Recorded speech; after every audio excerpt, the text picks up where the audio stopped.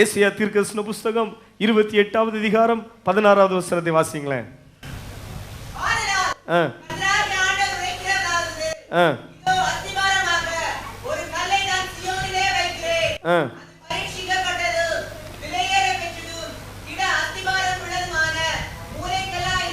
மூலைக்கல்லாயிருக்கும். அந்த மூலைக்கல்லை விசுவாசிக்கிறவன் பதறான். அல்லேலூயா. இன்றைக்கும் ஆமென். சிலர்லாம் கர்த்தரை நல்லா அறிந்தவர்கள் ஏன் எவ்வளவு கொடுங்காற்று வீசினாலும் எவ்வளவு போராட்டம் வந்தாலும் அப்படி ஏதோ ஒரு அசைக்கப்படாமல் இருப்பாங்க. எசேக்கியா ராஜாவை போல சனகரிப்புக்கு ஒரே கொலை பண்ணி எதை நம்பி இருக்கிறாய்?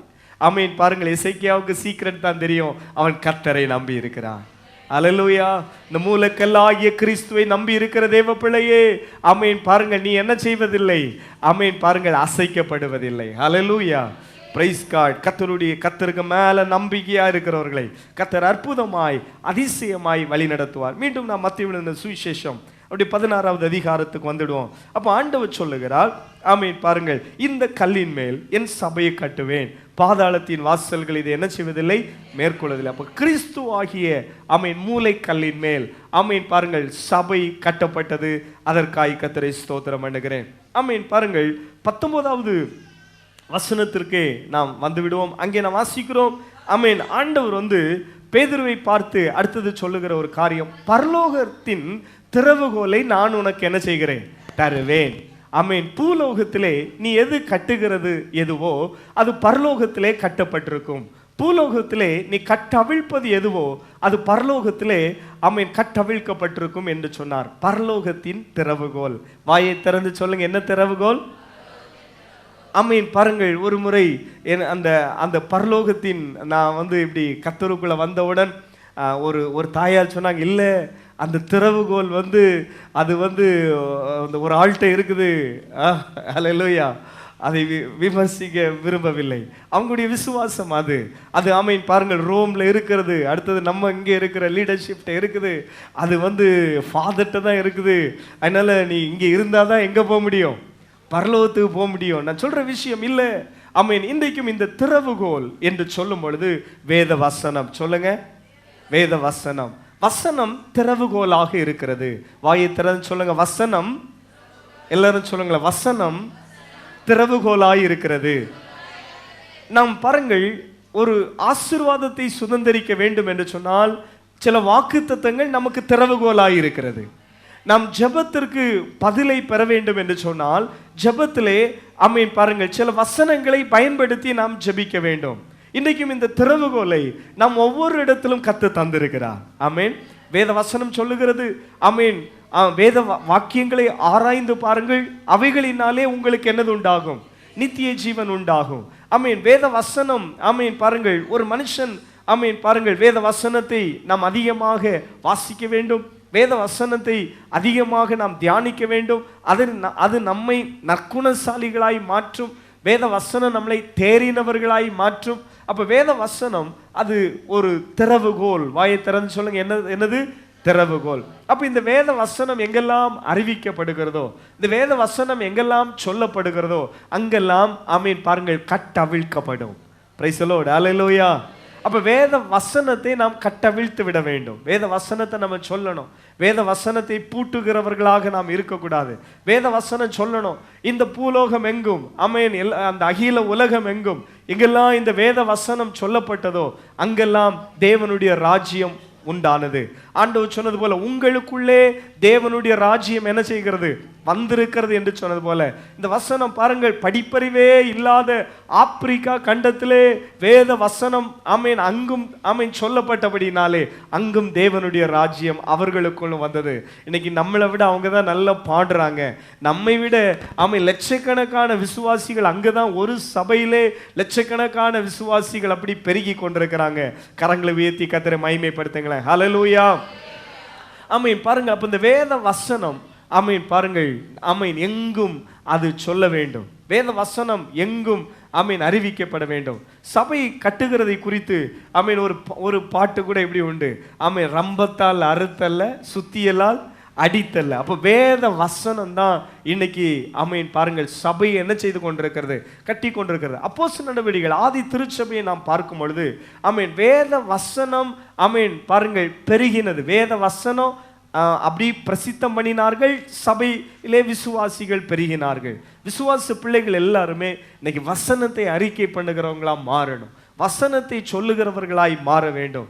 இது திறவுகோல். ஆமென். வசனம் என்கிற திறவுகோல் இன்னைக்கும் அநேக ஆசீர்வாதங்களை நமக்கு தருகிறது. இன்னும் பாருங்கள், ஆண்டவர் சொல்லும் பொழுது சொல்லுகிறார், இது ஒரு அதிகாரத்தை குறிக்கிறது. திறவுகோல்னால என்னது சொல்லுங்க, வாயை திறந்து சொல்லுங்க. திறவுகோல் என்று சொன்னாலே என்னது, அதிகாரம்.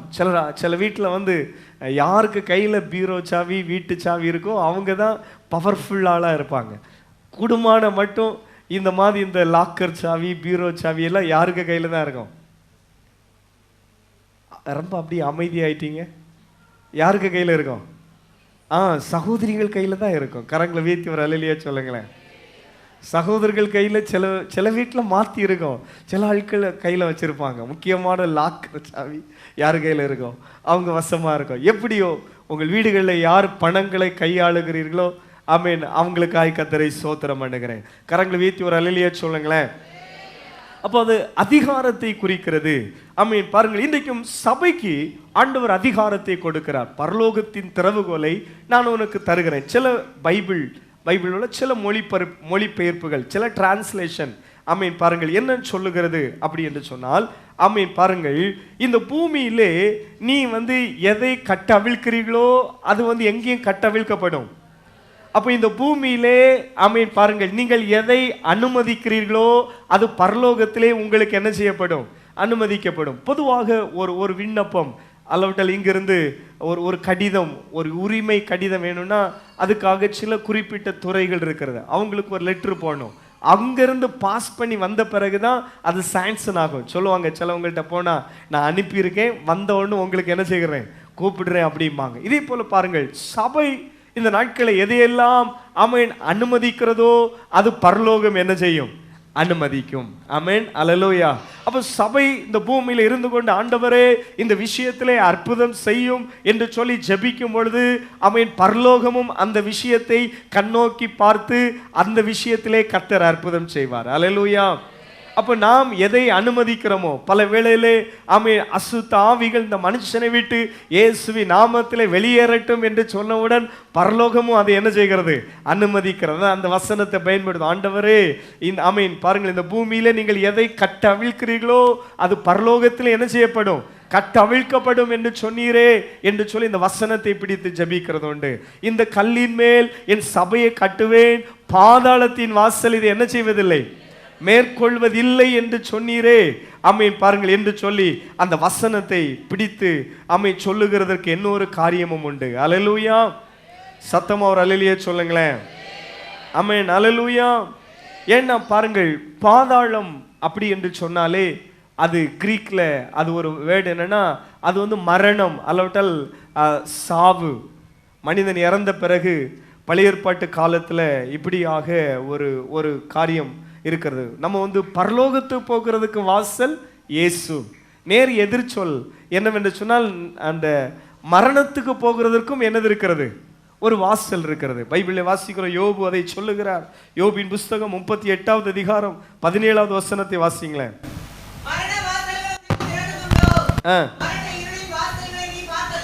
அப்போ பாருங்கள், யோபு சொல்லுகிறார், மரண இருளின் வாசலை நீ பார்த்ததுண்டோ.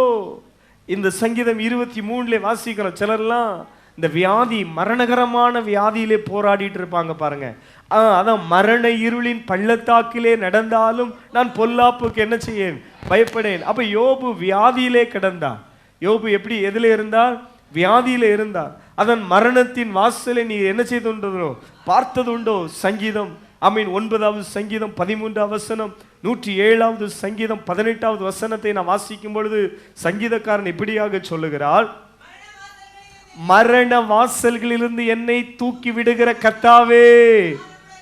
அல்லேலூயா. அப்போ தாவீது அங்கே ஒரு காரியத்தை சொல்லுகிறார், மரண வாசல் இருந்து. அப்போ சிலவங்க எப்படி சொல்லுவாங்க, மரணத்துக்கும் எனக்கும் கொஞ்சம் தான் வித்தியாசம், ஜஸ்ட் மிஸ். நான் காப்பாற்றப்பட்டேன், அல்லேலூயா, நான் விடுவிக்கப்பட்டேன், நான் ஆசீர்வதிக்கப்பட்டேன், அல்லவிட்ட நான் பாதுகாக்கப்பட்டேன் அப்படிம்பான். கொஞ்சம்தான், ஜஸ்ட் மிஸ், நான் காப்பாற்றப்பட்டேன். அப்போ தாவீது பாருங்க, அவர் யுத்த களத்திலே நின்று யுத்தங்களை செய்கிற ஒரு மனுஷனாக இருந்தார். அவர் சொல்லுகிற ஒரு காரியம் என்னவென்று சொன்னால், மரண வாசலிருந்து என்னை தூக்கி விடுகிற கர்த்தர்.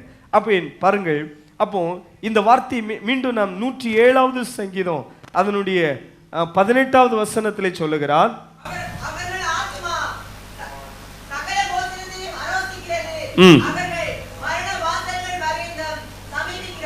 ஆமீன். பாருங்கள், அப்போ கிரீக்ல ஆமீன் பாருங்கள், இப்படிப்பட்ட ஒரு வார்த்தை மரண வாசல் என்று சொல்லுகிற ஒரு வார்த்தை, அது என்ன மொழிபெயர்ப்பு அங்கே சொல்லப்பட்டிருக்கிறது சொன்னால், அதான் அந்த பாதாளத்தின் வாசல். ஒரு மனுஷன் அங்கே போயிட்டா, பழைய ஏற்பாட்டினுடைய நம்பிக்கை எதுவாக இருந்ததுன்னா, அந்த மரண வாசலுக்குள்ளே ஒரு மனுஷன் போயிட்டான்னா ரெண்டாவது அவன் திரும்ப என்ன செய்ய முடியாது, வர முடியாது. மரண வாசலுக்குள்ள ஒரு மனுஷன் போயிட்டா திரும்ப என்ன செய்ய முடியாது, வர முடியாது. ஆனால் கிறிஸ்து வந்து ஆமென், மரணமே உன் கூர் எங்கே, பாதாளமே உன் ஜெயம் எங்கே என்று சொல்லிக்கொண்டு அவர் மரணத்தையே ஜெயித்தார். பாதாளத்தின் இந்த வாசலை, மரண வாசலை ஜெயித்தார். ஆமென். அதான் இந்த கல்லின் மேல் என் சபையை கட்டுவேன், பாதாளத்தின் வாசல் இதை என்ன செய்யாது, மரண வாசல் இதை மேற்கொள்ளாது. சபைக்கு ஒரு நாள் டெத்து கிடையாது. அப்படி என்று சொன்னால், என்னை விசுவாசிக்கிறவன் மரித்தாலும் பிழைப்பான். ஆமென். கரங்களை வைத்து ஒரு அல்லேலூயா சொல்லுங்களேன். கிறிஸ்துவுக்குள் மரித்தவர்களை அந்த அடக்க ஆராதனைகளிலே நீங்கள் கலந்து கொண்டிருப்பீர்கள் என்று சொன்னால், அங்கே போதகர்கள் அடிக்கடி சொல்லுகிற ஒரு வார்த்தை என்னவென்று சொன்னால், ஜஸ்ட் ஒரு இளைப்பாறுதல், தற்காலிகமாய் நம்மை விட்டு பிரிந்திருக்கிறார்.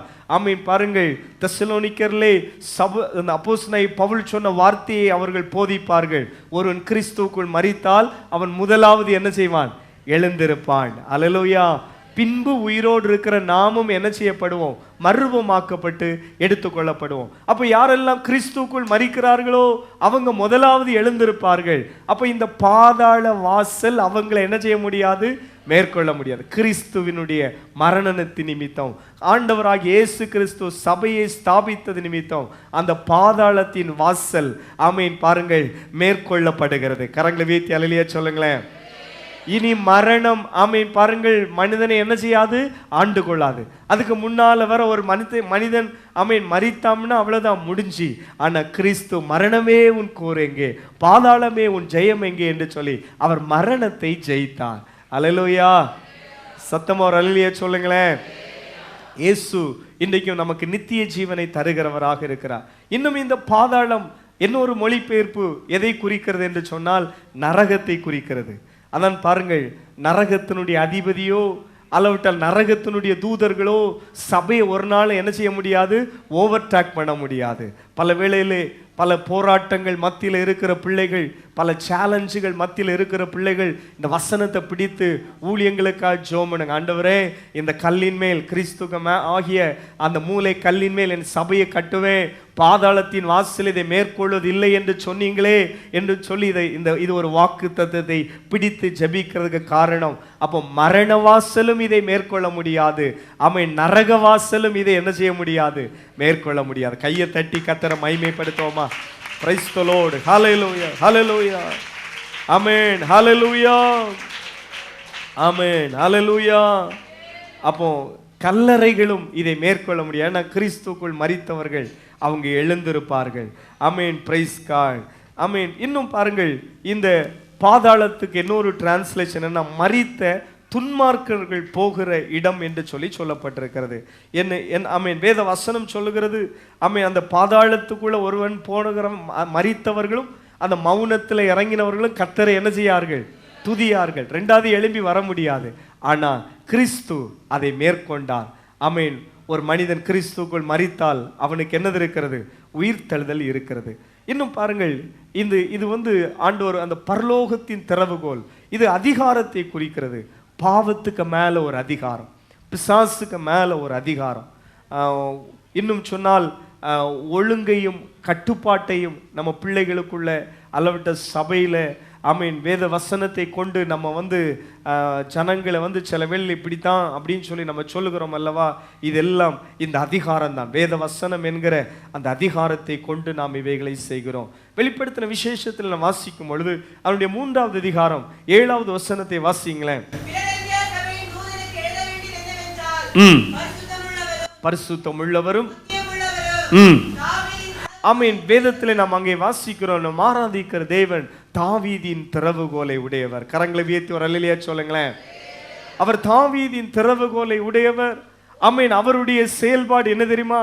ஆண்டவராகிய இயேசு கிறிஸ்து அவர் ஒருவரும் பூட்டக்கூடாதபடிக்கு திறக்கிறவரும் ஒருவரும் திறக்கக்கூடாதபடிக்கு பூட்டுகிறவரும் ஆகிய சர்வ வல்லமுள்ள தேவன் சொல்லுகிறாரு, இதோ நான் உனக்கு முன்பாக ஒரு திறந்த வாசல் என்ன செய்திருக்கிறேன், வைத்திருக்கிறேன், அதை ஒருவனும் பூட்டான். அவர் அதிகாரம் உடையவர். கிறிஸ்துவ மேலதான் கிறிஸ்துவ கையில் என்னது இருக்கிறது? அதிகாரம் இருக்கிறது. அல்லேலூயா. பக்கத்துல ஆமீன் விசுவாசிக்கிறீங்களா? ஆமீன். உங்க மேல என்னது இருக்கிறது?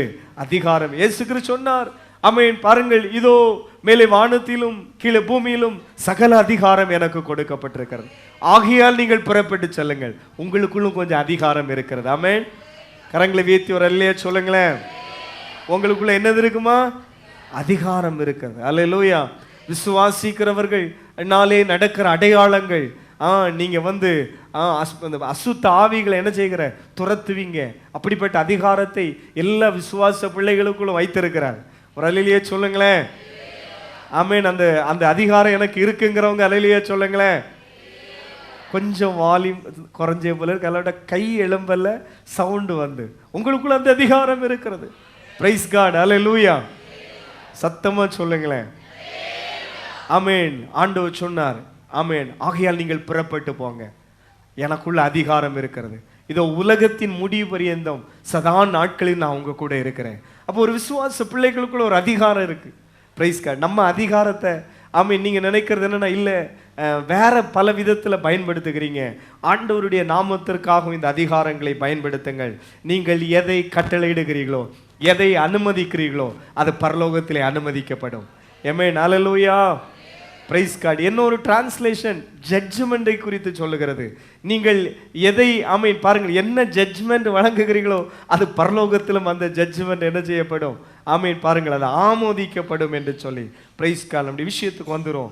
அப்போ நாம் ஆராதிக்கிற தேவன், அவர் கையில திறவுகோல் இருக்கிறது, அதிகாரமுடையவர் தேவன்.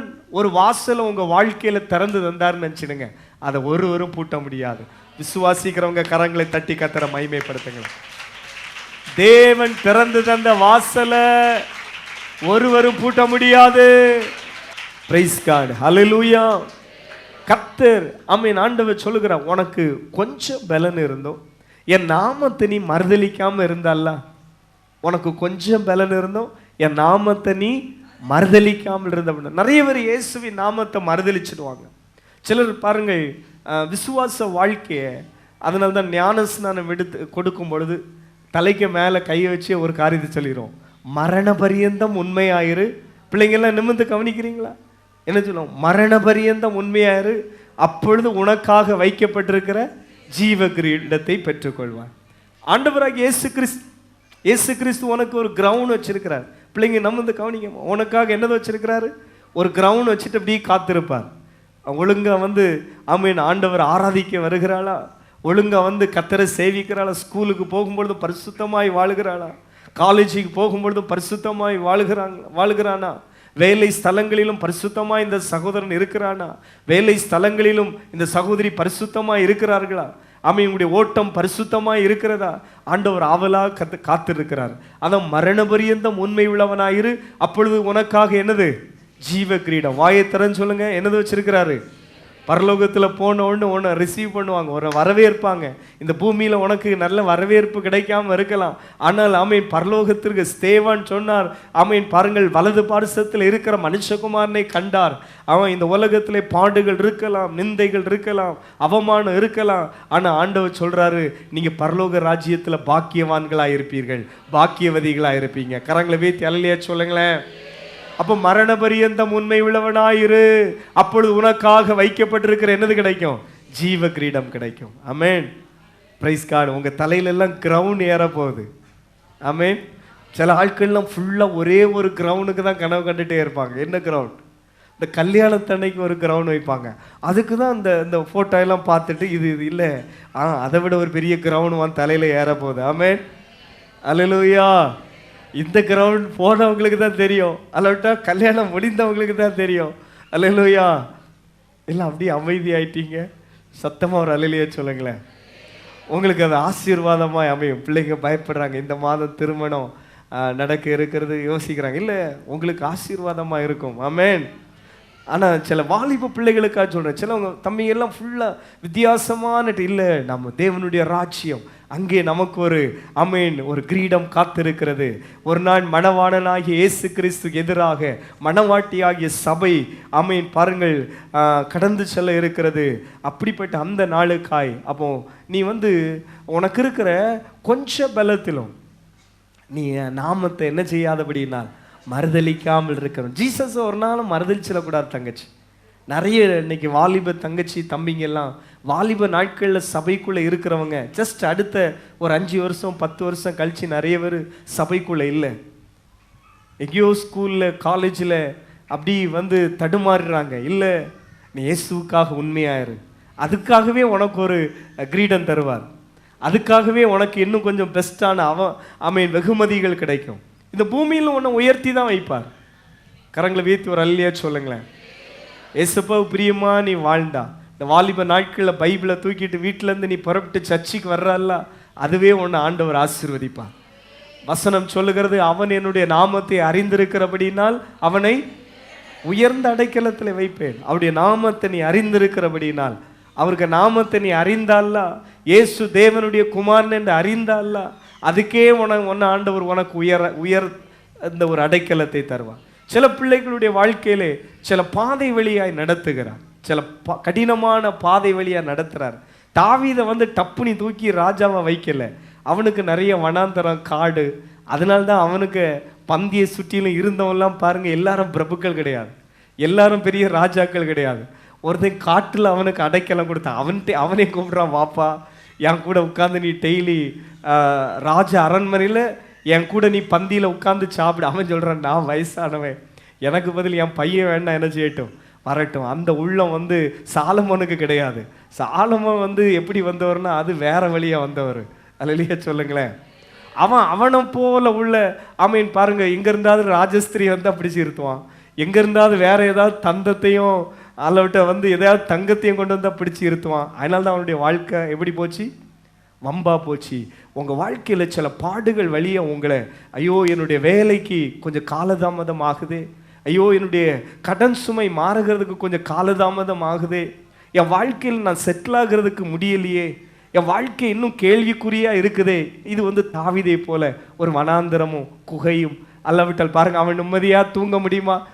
மற்றவங்கெல்லாம் தூங்கினாலும் இவன் அடிக்கடி முழித்து பார்த்துக்கணும். ஒரு நிம்மதி இல்லாமல் இருக்கிறீங்களா? உங்களை ஏன் அப்படி ஆண்டவர் நடத்துகிறான்னா, நீங்கள் ஒரு காலத்தில் நிறையவருக்கு அடைக்கலம் கொடுப்பீங்க, நிறையவருக்கு போஜனம் கொடுப்பீங்க, கணக்கு பார்க்க மாட்டீங்க.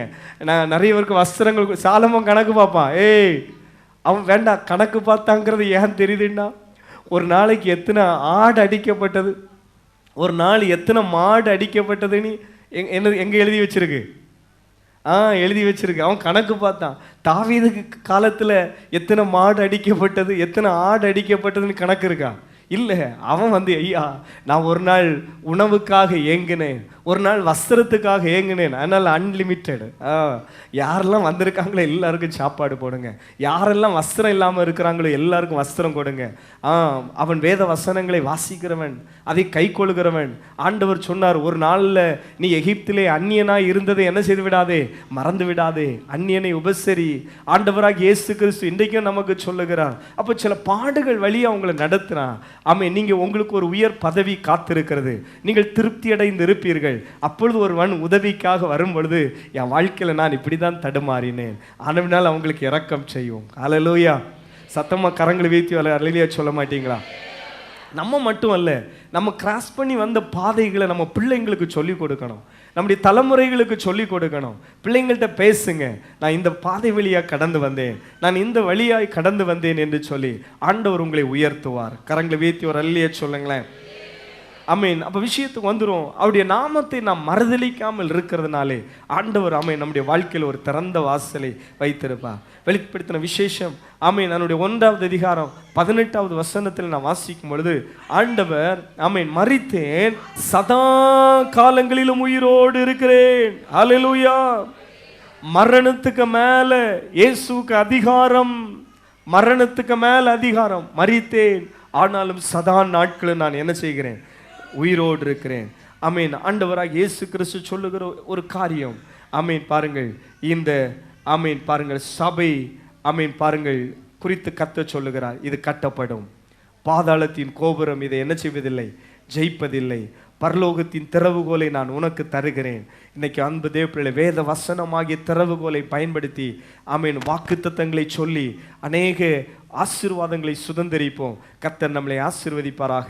மீகா 2வது அதிகாரம் அதனுடைய 13 நாம் வாசிக்கிறோம். நம்முடைய கர்த்தர் எப்படிப்பட்டவர் என்று சொன்னால், தடைகளை நீக்கி போடுகிறவர். நமக்கு முன்னால போய் தடைகளை நீக்கி நம்மளை வாசல் வழியாய் உள்பிரவேசிக்க வைப்பார். ஆமேன். ஹல்லேலூயா. ஐயோ, என்னுடைய வாழ்க்கையிலே ஆமேன் இந்த காரியம் தடைப்பட்டு விடுமோ? பயப்படாதுங்க. யூத ராஜ சிங்கம் உங்களுக்கு உண்டு.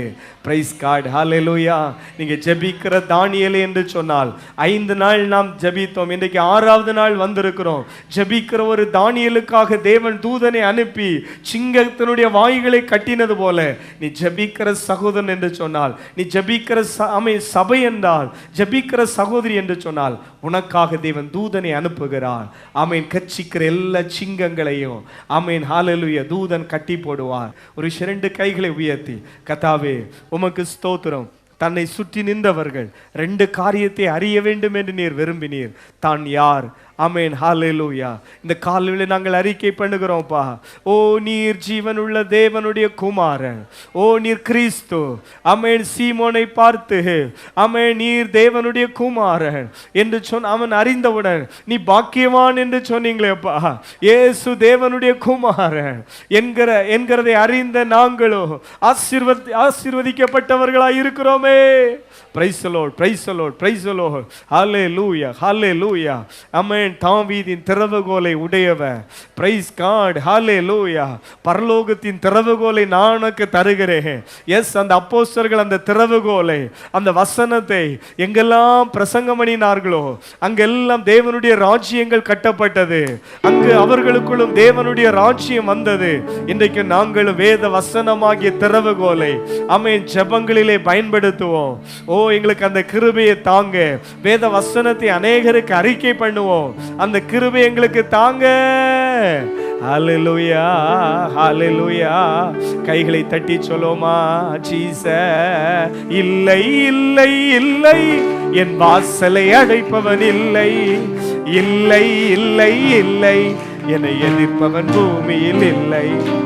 இல்லை இல்லை இல்லை, என் வாசலை அடைப்பவன் இல்லை. கைகளை தட்டி, இல்லை இல்லை இல்லை, என் வாசலை அடைப்பவன் இல்லை. இல்லை இல்லை இல்லை,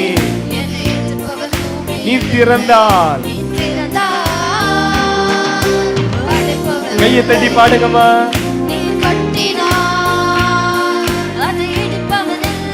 ஏமே, நீ திறந்தால் அதை அடைப்பவன் இல்லை. நீ கட்டினார் அதை இடிப்பவன் இல்லை. இல்லை இல்லை இல்லை, என் வாசலை அடைப்பவன் இல்லை. இல்லை இல்லை இல்லை, எதிர்ப்பவன் ஏமே. இல்லை இல்லை இல்லை, ஆவியானவரே. Praise the Lord. மீண்டும் சொல்லுமா, நீ திறந்தா. கைகளை தட்டி சொல்லுங்க, நீ திறந்தா